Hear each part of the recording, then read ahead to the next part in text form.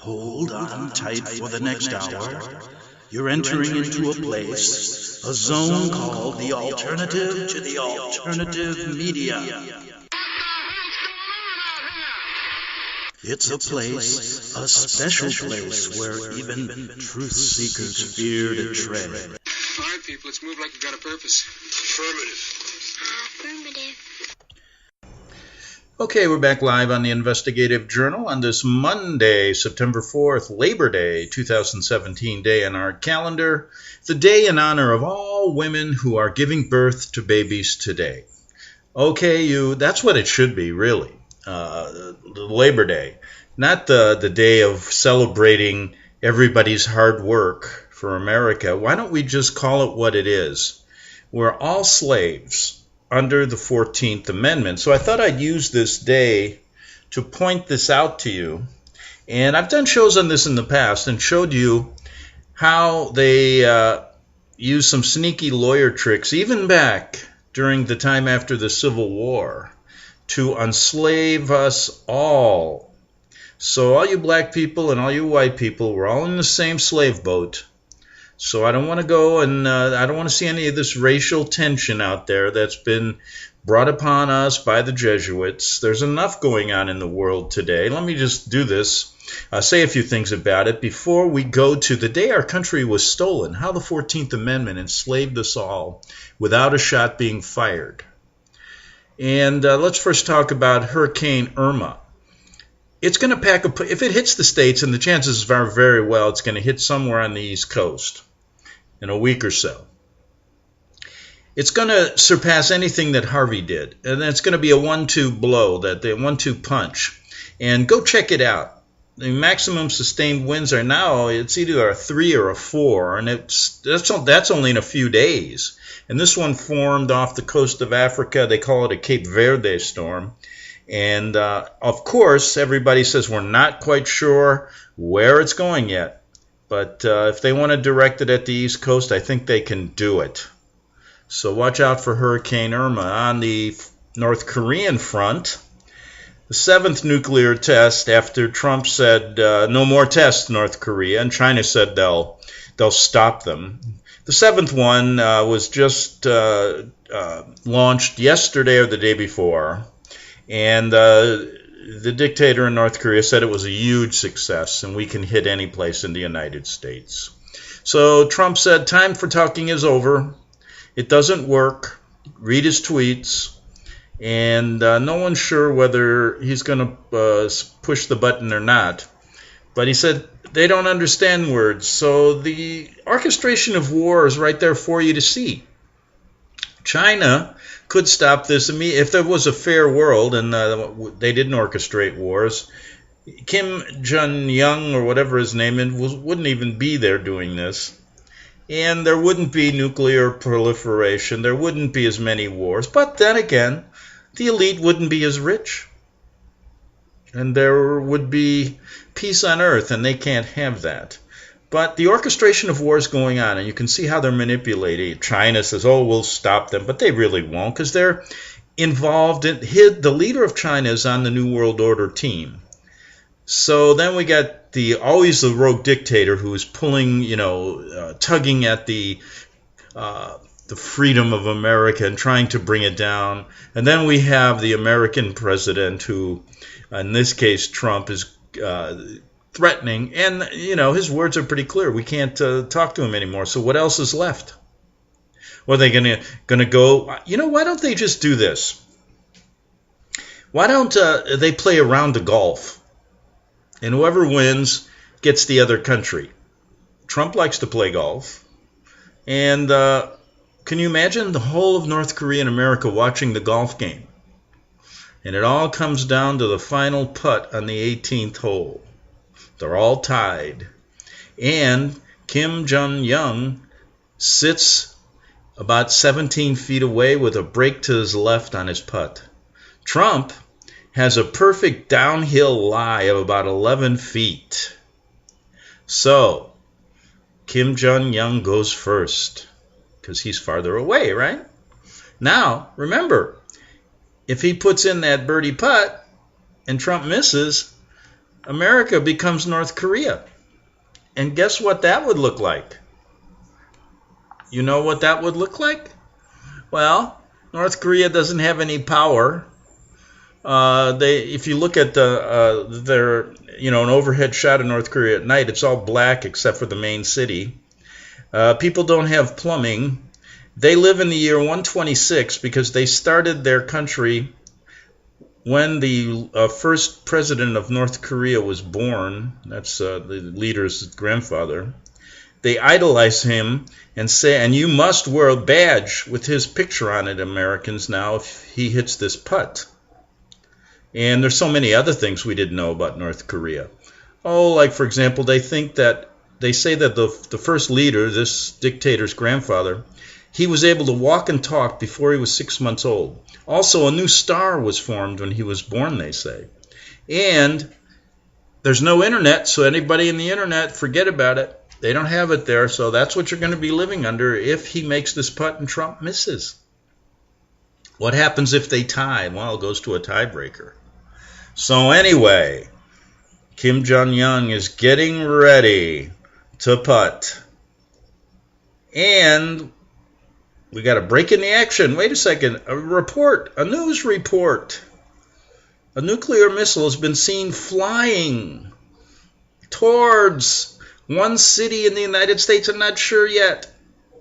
And now the missile defense systems are being activated.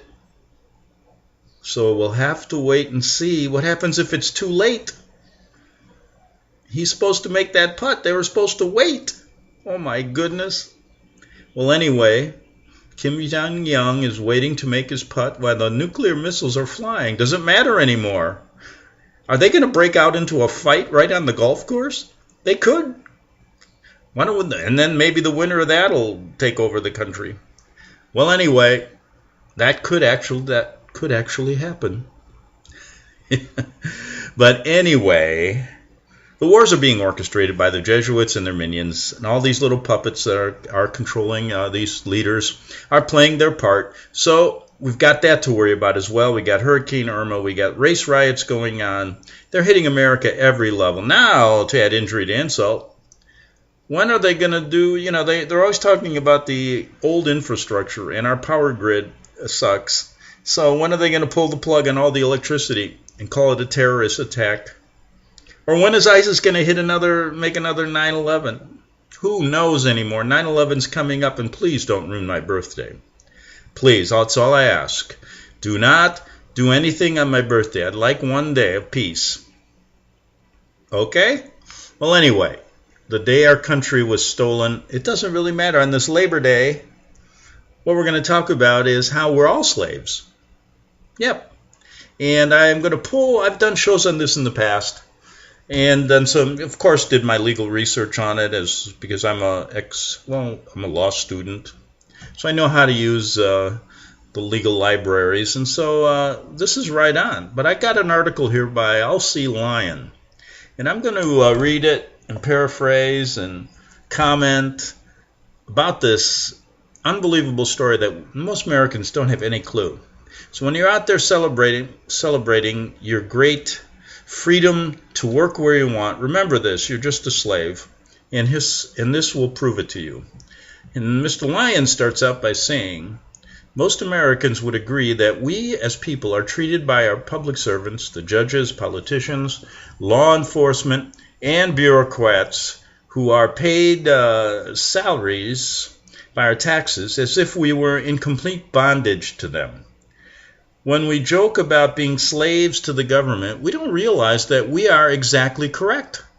Joke or not, in fact, all those 99% of Americans who call themselves U.S. citizens are actually subjects of the corporate United States government, not the sovereign states of the Union. Now, did you hear that? That is an important statement. You are not a citizen, you're actually a subject of the corporate United States government, not the sovereign state of the Union and the state you were born in.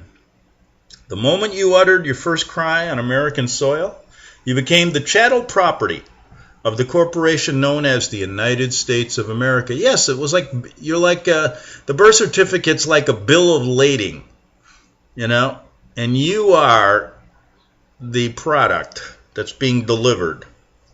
7 pounds, 11 ounces. Greg Anthony comes into the world. That was 7-11. Born on 9/11. I got a lot of lucky numbers there, huh? The moment, I wish I should have, this disaster numbers, 9/11. 7-11. I'm named after, my weight is the, the equivalent of all those stupid 7-Eleven stores. I didn't have a chance from the beginning. But anyway, the moment you uttered your first American cry on the soil of our country, you became the chattel property of the corporation known as the U.S. of A., the United States of America, which, because of the federal debt, handed title, birth certificate, bill of lading to your body and soul to the Federal Reserve Bank. So basically, because of the $20 trillion debt, they're using you as basically, a promissory note. You're worth so much money to that's how they're banking to get their money back. So your body and soul has been handed title birth certificate to the Federal Reserve Bank to be held in the archives of the Department of Health and Human Services. As incredible as this sounds, it is sadly true. The next question is, how did Greg Anthony, me, automatically become subject to the government? I had no say in it. I couldn't even talk. I don't know. I was just a poor little baby when I'm supposedly a free American. I thought that's what they told me when I first could utter my first words in school. You are a free American. I believed it too. How did this all come about? That I, this little babe on earth, was made to register myself, my family, and all that I own, and be made to obey oppressive laws and forfeit almost half of my earnings upon threat of jail. Only those who are subject to a government can be made to do these things. Free American inhabitants are subject to no one but God, and all the laws and responsibilities which that divine allegiance entails. Which United States, folks, do you live in? The answer to the above questions goes back way, way, way back to the American Civil War.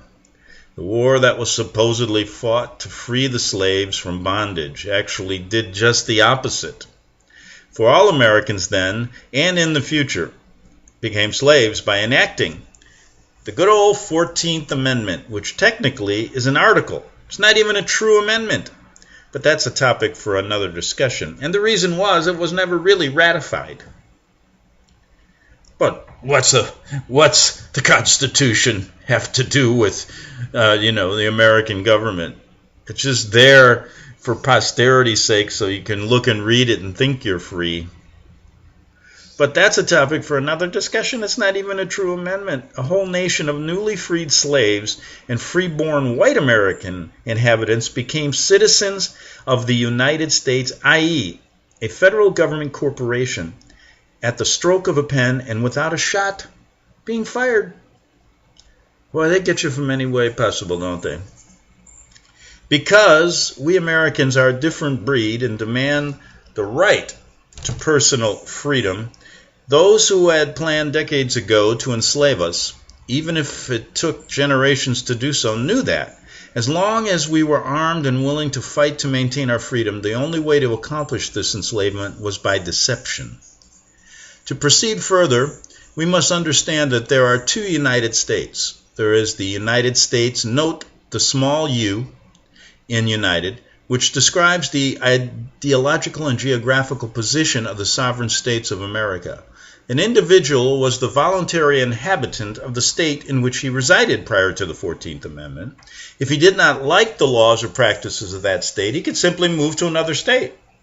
Each state was sovereign to himself and could not be forced to accept the laws and practices of another state. It gives people a lot more options, right? But it's harder to control if you have now 50 different states doing 50 different things that they want. Oh, the Jesuits, they can't have that. It's too difficult. Let's get them all under the same plan. That's what the whole thing is about. They're not even satisfied with one country being under their plan. China's under their plan. America. They want it all under one. That makes it really easy, a global system. It's easier to control, maintain. The United States of America, however, is the name of the corporate entity, note the capital U in the United, that exists to carry out the functions, exists to carry out the functions delegated to it by the states for the protection of the Union. This corporate entity's jurisdiction is supposed to be, according to the Constitution, confined to the District of Columbia, the federal territories, and the federal enclaves. Enclaves are areas within a state's boundaries which are ceded to the federal government by the state legislature. Anyone can come under the direct jurisdiction of the corporate United States in three ways. 1, by living in one of the territories, Guam, Puerto Rico, the Virgin Islands. 2, by living in the District of Columbia. Or 3, simply by choice. Back when America still had vast territories, not yet become states, and several thousands of people lived in these territories, these people had no rights protected by state sovereignty. They lived under federal jurisdiction, which was the reason why people living in territories were so anxious to achieve statehood. The president could order federal troops into any territory and enact any edicts he wanted.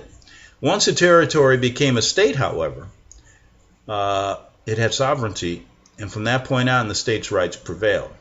So if you don't live in a territory or enclave, and you don't live in the District of Columbia, then the only way you could have fallen under the jurisdiction of the United States is by choice. But neither me nor anyone that I know voluntarily or knowingly surrendered their personal sovereignty to the government, which means that our sovereignty was taken from us by deception. Now, how could they do that? We've all heard of deception, right?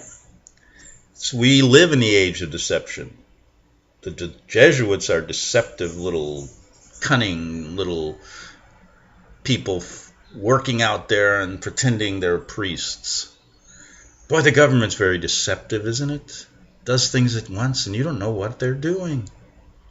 Oh wow, we live in an age of deception. They've even deceived us on the planet and on the earth we live in. People think it's a ball spinning at all these incredible speeds when in fact it's as flat as a pancake. Boy, they got you all over deception, age of deception. But this deception, which took place in the year 1868, is what I'm talking about today. It's how our ancestors were tricked and coerced into giving up their rights, and now our rights, to the jurisdiction of the federal government. Now, Civil War, everybody thinks, after the Civil War, everything's better. Well, it set the stage for this takeover. Now, the Constitution for the United States of America specifies in the opening paragraph that the Constitution was written for the newly formed corporation, not for us, the American people living in America. Our rights come from God and are inalienable. They do not come from a piece of paper.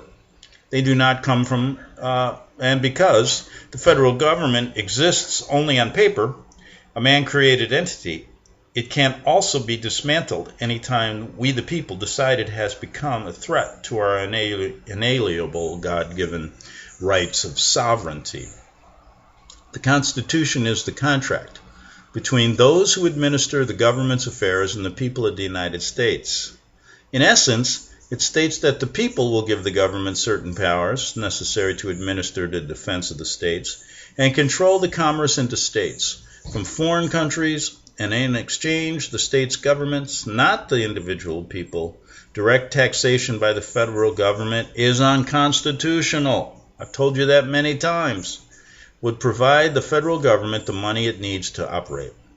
The federal government had limited powers. In fact, the Bill of Rights was hotly debated at the time of its passage, because there were several people who wisely cautioned that the Bill of Rights would eventually be construed as rights endowed by the Constitution, not protected by it, which is exactly what has happened. How often do you hear patriots mistakenly vow to defend their constitutional rights? This thinking reflects the decades of public school brainwashing to which we have all been subjected to. We need to correct each other and understand that our rights are God-given, not constitutional. So how does the Civil War enter into this present-day power struggle between the federal government and us, the people? Slavery was not the true underlying reason for the war. That's kind of what I remember. I was doing a show the other week, and I said, hey, people don't really know. They're tearing down all these Confederate statues now of General Lee and others, but they don't even know they don't have any idea why the Civil War was fought. What happened? So how does the Civil War enter into the present-day power struggle?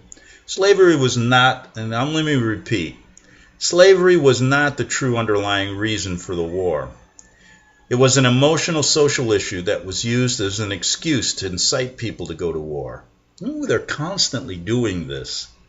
That's what they do with wars. They incite hatred against countries like North Korea or Russia, as if the Russian people hate Americans. They don't. We don't hate them. When we end up killing a lot of each other, don't we? We end up killing each other for some deceptive reason. But back in the Civil War, this was an emotional social issue that was used as an excuse to incite people to go to war. People who did not realize that foreign agencies were responsible for that conflict.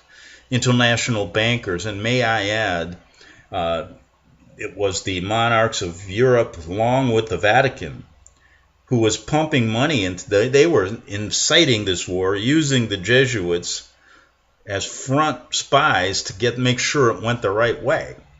And either way, they would have won. International bankers seeing the slavery issue, working for these Vatican people, and I add that as an opportunity not only to divide the country, but make millions of dollars as well. Fan the flames of debate until under cover of the most bloody war in history of the world, they were to accomplish that very objective. The complete takeover of America. They almost succeeded years sooner, except for the intervention of one man, Abraham Lincoln. Abe knew the truth. President Lincoln was against slavery, but he understood that it was wrong to force the southern states to give up slavery, to force federal jurisdiction over the issue of states' rights. 4 of the southern states were already considering the abolition of slavery, but they couldn't just abandon it overnight. It would take time. After all, their whole economy was built upon slavery. So why don't they tear down the Lincoln Memorial now? Oh, they're going to do that. Don't worry. It'll come to that. Lincoln understood this because he knew it would bankrupt the South. Sudden disruption he understood it. So, but it wasn't until Lincoln got into office that he began to see the whole picture. He learned that the war was begun by the international bankers and also by the Vatican, I add, and he knew this quite well, as a means of dividing the country in two, forcing both sides to borrow heavily from the bankers to pay their debts. Then, when failing to repay these loans, the divided America would be forced into bankruptcy. The Rothschilds and other bankers, remember the Rothschilds are the Vatican bankers, and other bankers could then simply foreclose on the corporations known as the United States of America and the Confederate States of America. President Lincoln knew he had to keep the nation together at all costs, including war. Saved by the banks, national banks. Near the end of the war, the South was on its knees and the U.S. government was nearly bankrupt. Seeing their opportunity, the bankers offered to loan the U.S. government enough to see it through. Lincoln said no. He would find another way. And we're going to go and look at that other way in the next half hour on the Investigative Journal. Let me say this. Go to my website at greganthony.wordpress.com, greganthonysjournal.wordpress.com. And you can get shows going back over 15 years, well, almost that, regarding the Vatican-led New World Order. Also, we try to keep the show on the air. We're listener-sponsored, so please don't hesitate to donate whatever you can afford. Hit the donate button right there, and we will be back on this Labor Day 2017, back in 3 minutes.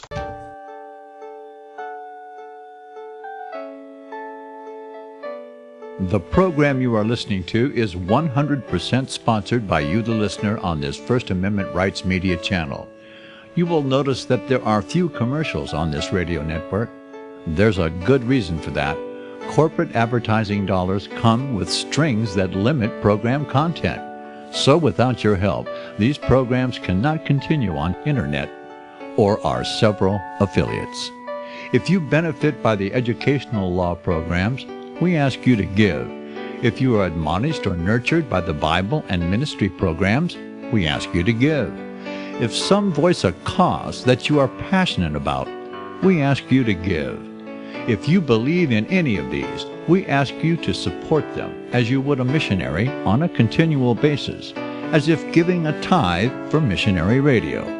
These programs are not commercially viable and must be supported by those faithful to the cause of truth.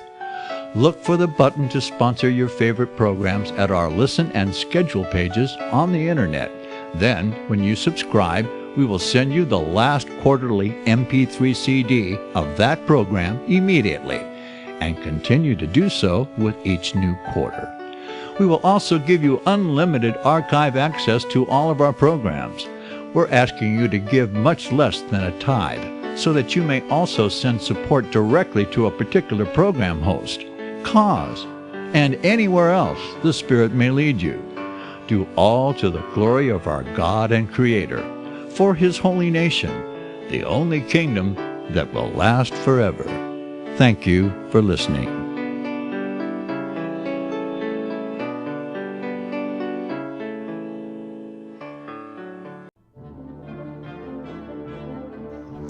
Visit crosstheborder.org, CROSS, crosstheborder.org, to get your print, EPUB, or PDF version of Nicholas Arthur's new book titled When the Third Temple is Built.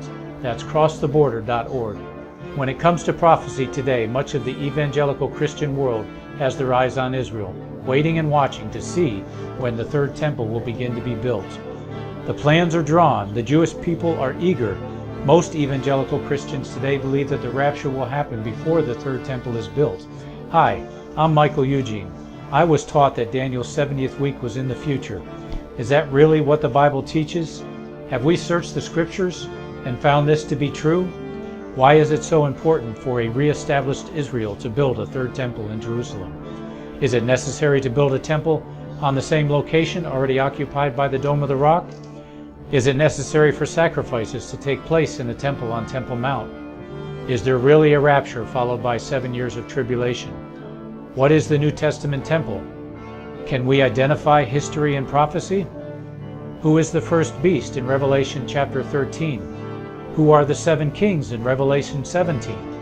I have asked all these questions, and I have found Nicholas Arthur's new book, When the Third Temple is Built, answers all these questions and more using Scripture to interpret Scripture. The Bible says that no prophecy of Scripture is of any private interpretation. Nicholas shows us in his new book, When the Third Temple is Built, how the Bible interprets prophecy and not man's private interpretation. Visit crosstheborder.org, CROSS, crosstheborder.org, to get your print, EPUB, or PDF version of Nicholas Arthur's new book titled When the Third Temple is Built. That's crosstheborder.org. The following program is labeled dangerous and off limits by the supreme Jesuit command. But stand tall, people. Listen up, and you may just learn something. Oh, dear Lord Jesus, this ain't happening, man. This can't be happening, man. This ain't happening. Okay, folks, we are back for the second half hour on the Investigative Journal on this Labor Day 2017, and we're talking about how we've all become slaves, and it happened right after when the 14th Amendment was passed after the Civil War, and we left off when Lincoln knew we were going bankrupt, and then the bankers said, hey, we're going to back you, but Lincoln refused, so he had to find another way. And here's what he did. What he did was to ask Congress for permission to print paper money, even though he knew it was unconstitutional. Only gold and silver at the time were lawful U.S. money. It was the only way that Lincoln knew to buy provisions for the Army, but only if the U.S. banks would accept it. They did. When Lincoln gave his word that the government would redeem those notes for gold and silver at a later time, They believed him and honored the notes. By doing this, the planned takeover by the bankers was averted for a while at that time. Now the bankers' revenge and the Jesuits' revenge, who were involved in the plot to kill him, and they did, the assassination. Because he had given his word to the nation's bankers, because he had promised the South that upon surrender the government would help them rebuild, and because he had promised the Southerners there would be no recriminations or punishments if they again swore loyalty to the Union, Lincoln knew he had to get reelected. Though he was tired, tormented by migraine headaches, and worried about his suffering family life, he had to make sure those promises were kept. Lincoln's complete thwarting of the international bankers' plans doomed him. One reason he was doomed to assassination at their hands. One of the other reasons I've discussed when he was a lawyer in Illinois, he represented a priest who was accused of rape because he was outspoken against the real plans of the Catholic Church in America, and that was an overthrow of this country. And so Father Chiniquy was set up. He never did rape anybody, and Lincoln was his lawyer and got him off. And during that trial, many, many things were uncovered regarding the Jesuit and the Vatican plan to overthrow this country. In the court records, of course, we never hear about that, do we? And Father Chiniquy said that the Jesuits will never forget you and to really always watch your back. Now, on top of that, Lincoln's thwarting of the international bankers' plans doomed him at their hands. Paper found in Booth's locker show communications with an agent hired by the Rothschild family as well. Weeks before he was killed, Lincoln knew he would die in office. His spies were reporting plots to kill him. It was only a matter of who got him first. So he met regularly with his vice president, Andrew Johnson, and educated him as quickly as he could so that he could follow through on Lincoln's promises. Johnson listened carefully and understood what was expected of him, and why then, after Lincoln's murder, he did exactly as he was supposed to do. Then after Lincoln's murder, he did exactly as he was supposed to do. In school, when we were taught this part of history, we were told that Andrew Johnson, was uneducated and ignorant, and fumbled continuously in office, which was supposedly why he was impeached. Johnson was of humble origin, but he was an honest, self-educated man who stood firmly for what he saw clearly were the best interests of this country. This is what got him impeached. Yes, never want the best interests of your country if you're president. Always lie, cheat, steal, and deceive. Then you'll stay in office. And give your complete loyalty to the Pope in Rome, and let the Jesuits do their thing in this country. Then you can stay in office. But if you want to protect the interests of the American people, you will either be killed or impeached. Impeachment. At this time, the only men in Congress were those representing the northern states. After Fort Sumter, all the southern states had seceded. After Lincoln's death, Congress began passing laws to punish the South, in contradiction to Lincoln's promise. Johnson began vetoing them, sometimes 3 and 4 times, until Congress began passing them over his veto. One particular bill that he vetoed, the Civil Rights Bill, was intended to make all former slaves automatic citizens of the federal government, and under its direct jurisdiction and protection. This seemed like a compassionate and generous gesture to the newly freed slaves, but as Johnson pointed out, it would have serious consequences for the Negroes. In his veto message in March of 1886, Johnson pointed out the pitfalls of this bill. He, the Negro, must of necessity, from his previous unfortunate condition of servitude, be less informed as to the nature and character of our institutions than he who, coming from abroad, has to some extent at least familiarized himself with the principles of a government to which he voluntarily entrusts life, liberty, and pursuit of happiness. The first section of the bill also contains an enumeration of the rights to be enjoyed by these classes, so-made citizens, in every state and territory in the United States. These rights are to make and enforce contracts, to sue, be parties, and give evidence, to inherit, purchase, lease, sell, hold, convey, and real and personal property, and to have full and equal benefit of the laws and proceedings for the security of person and property, as is enjoyed by white citizens, so too they are made subject to the same punishment, pains, and penalties in common with white citizens. Emphasis added. Johnson could clearly see that to immediately place a string of governmental rights and benefits upon a totally naive and uneducated people, as the Negroes were at the time, would also make them easy prey for every carpetbagger who would trick them into contracts in which they would have no knowledge of the legal ramifications. The bill would, in effect, make the former slaves as slaves again to different masters, unscrupulous businessmen, attorneys, and judges. Johnson saw that this bill was also a means of foisting unconstitutional jurisdiction of the federal government in every state.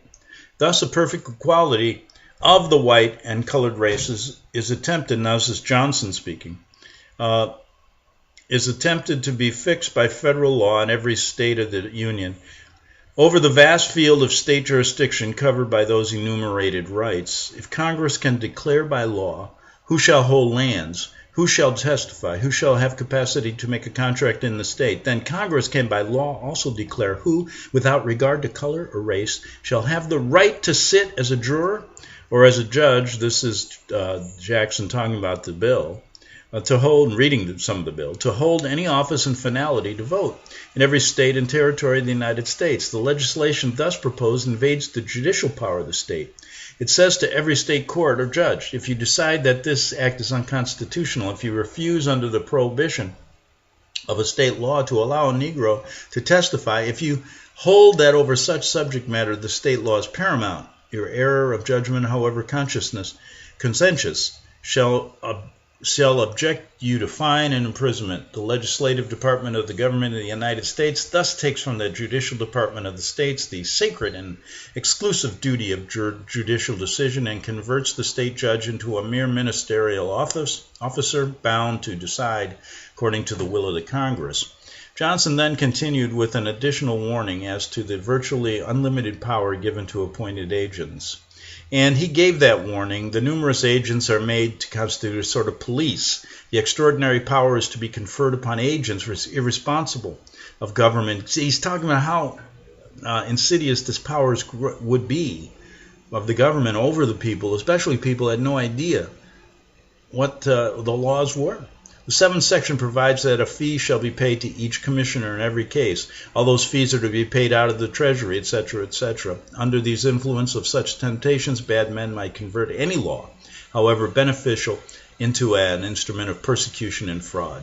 To me, the details of the bill seem fraught with evil. It is another step, and rather stride, toward centralization and the concentration of all legislative powers in the national government. It's plain to see here that President Johnson saw far into the future as to the potential for legal and political abuse of such arbitrary powers. Powers that had never been before placed into the hands of a bureaucracy that had not been subjected to referendum by the people or constitutional question by any federal court. This bill, which was passed over Johnson's veto, did in fact set the precedent for hundreds of federal, state, and local bureaucracies that have since choked the lifeblood of millions of Americans. Also, the bill blatantly usurped all United States rights and opened a very wide door for the further usurpation of these rights, using other social agendas. The reason Andrew Johnson was impeached was because he fought so hard against the bill and the subsequent 14th Amendment. His enemies purposely did not mention to the press nor the public, nor do they tell you in school, really, the legal and political ramifications of this bill, which Johnson had so succinctly pointed out.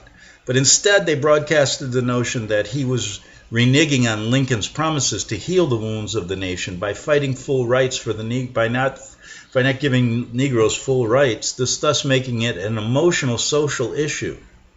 In fact, Johnson was keeping Lincoln's promises by trying to protect the rights of the newly freed slaves, as well as the rights of those states which knew their own former slaves better than anyone and knew the Negroes were not yet ready for responsibilities of citizenship.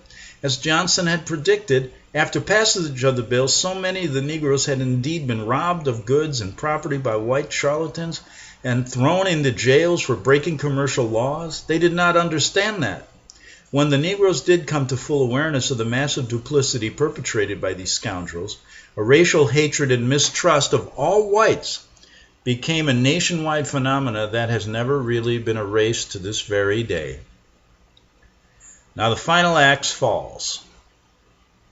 After the bill was passed, over Johnson's veto, and there was no general hue and cry from the public, Congress then proceeded with the next step, the 14th Amendment, in order to understand the ramification of this heinous act of Congress. It must be analyzed section by section. Are you ready for it? Can you handle it? Why don't we take a short little break here? I'm going to stay and just change the subject here because we're going to probably have to go into tomorrow with this. Maybe I can finish it today, but I got more to talk about it than just what we're doing here today about the 14th Amendment. But anyway, I wanted to give you an update on Irma.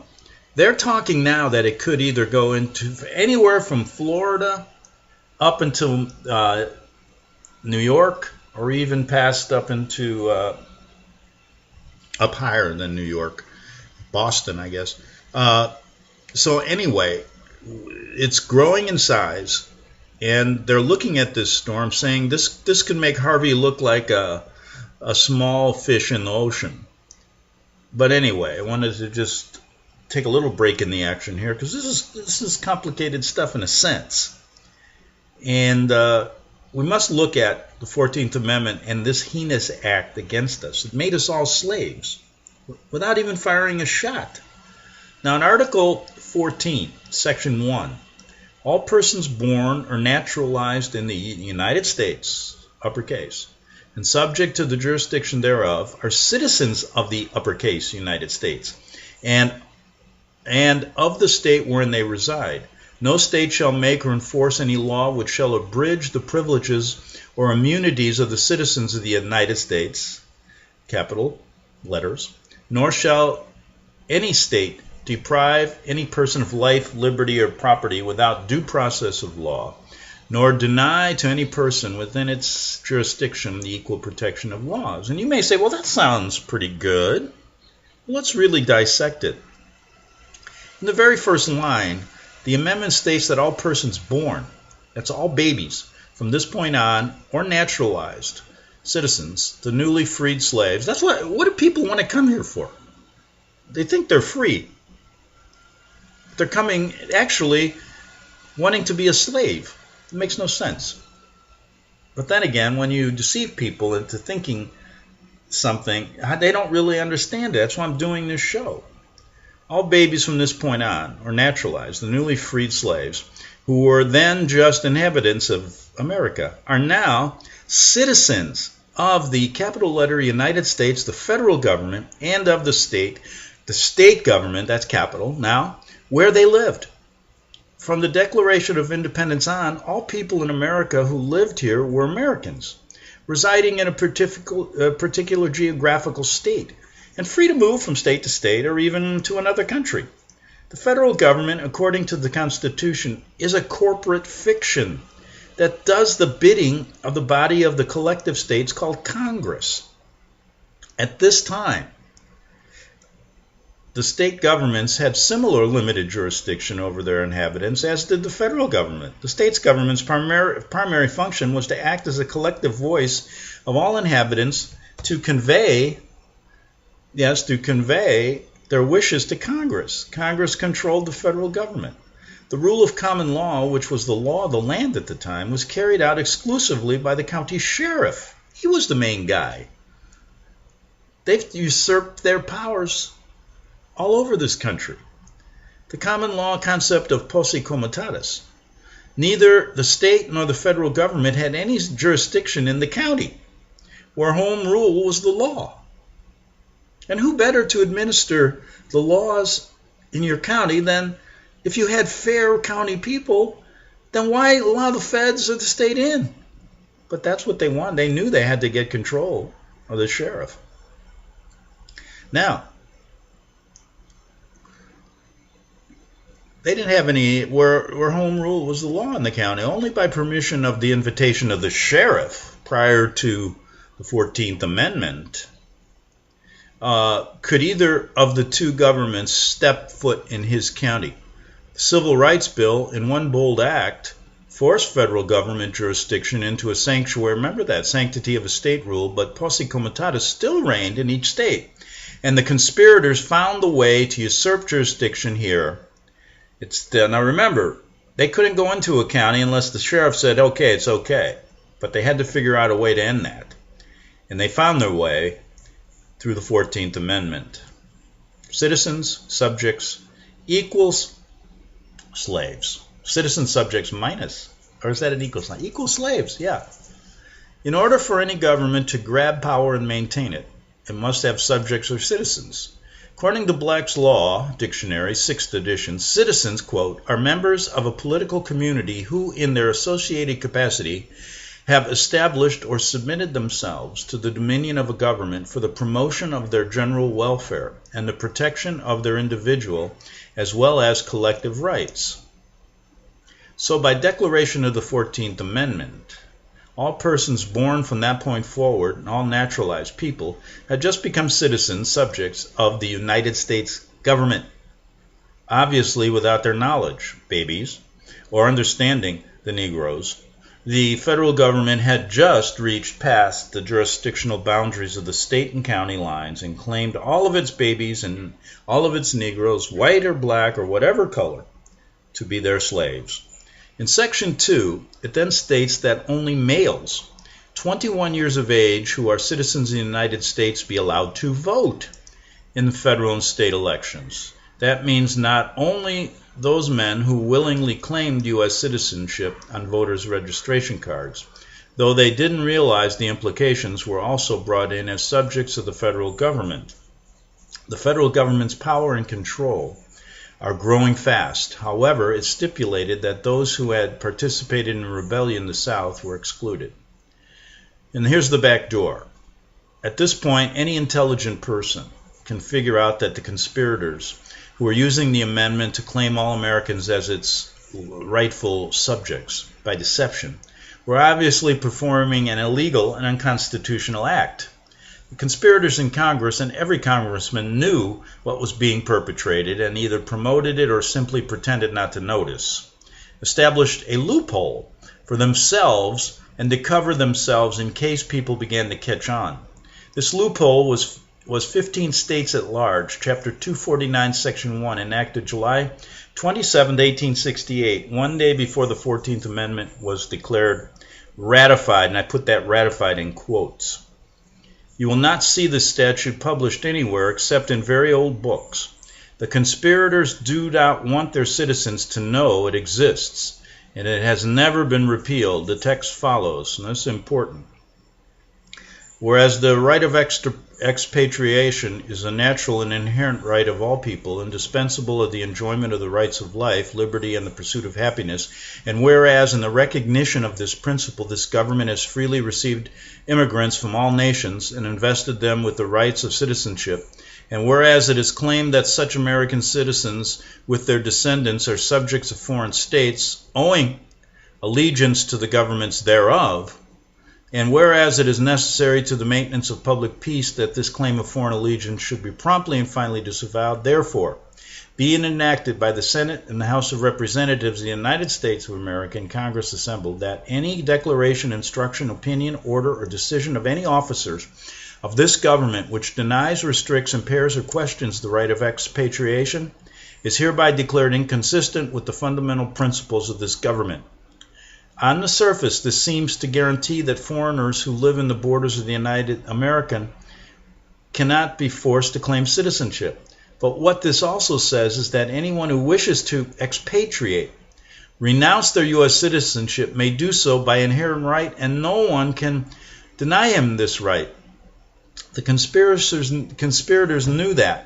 The letter of the law having been satisfied with this exemption from compelled performance, having U.S. citizenship thrust upon us, they could then hide the exemption from general view, start promoting the benefits of U.S. citizenship in the media, and later in public schools, and begin setting up all of us for manipulation to obey millions of codes, statutes, and laws, exacting fines for breaking these laws, and extracting license fee and taxes upon penalty of seizure or jail.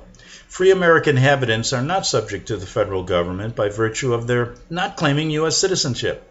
Those of us who have renounced our U.S. citizenship and declared our status as American inhabitants, using 15 statutes at large as the legal foundation for this declaration of statute, are the only ones living in the United States of America.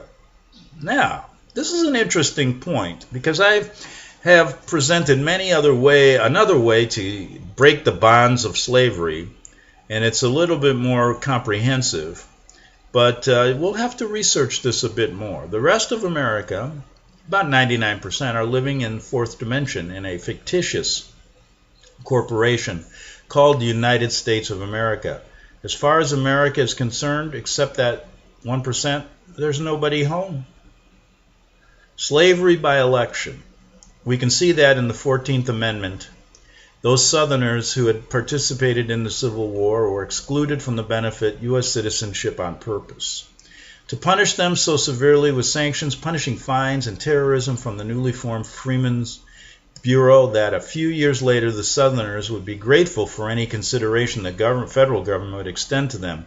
When the opportunity was ripe, such a consideration was enacted. The 15th Amendment, it reads in part, Section 1, the rights of citizens of the United States to vote shall not be denied or abridged by the United States or any state account of race, color, and previous condition of servitude. By this gracious gesture, Congress extended full forgiveness to the South and restored their right to vote, at that time considered to be the most sacred right of an American. At the next national election after the enactment of this amendment, there was the largest turnout of voters this nation had ever seen. The South wanted to desperately be restored to the Union and healed their wounds.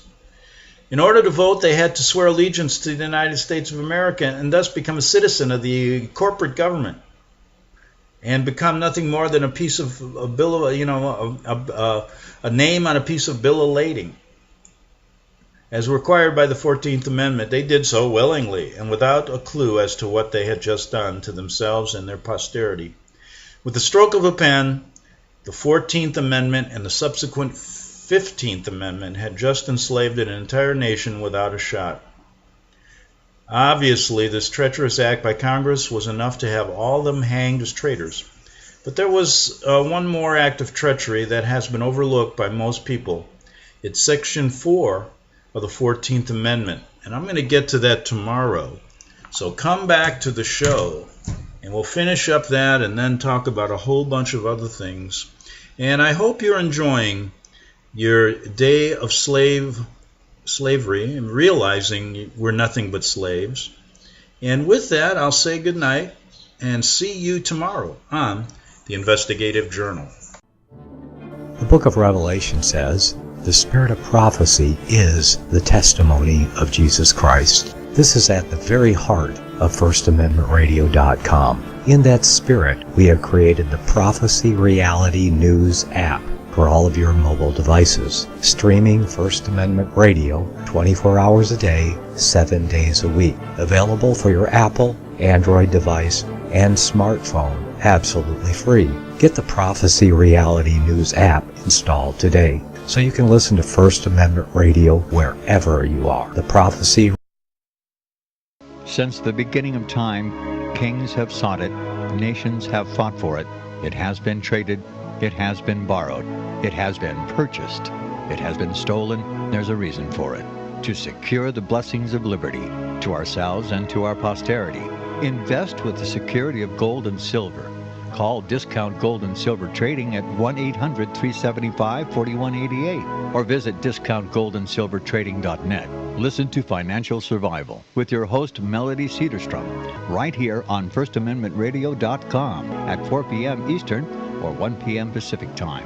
Visit discountgoldandsilvertrading.net or call Discount Gold and Silver Trading at 1-800-375-4188. Toll free 1-800-375-4188.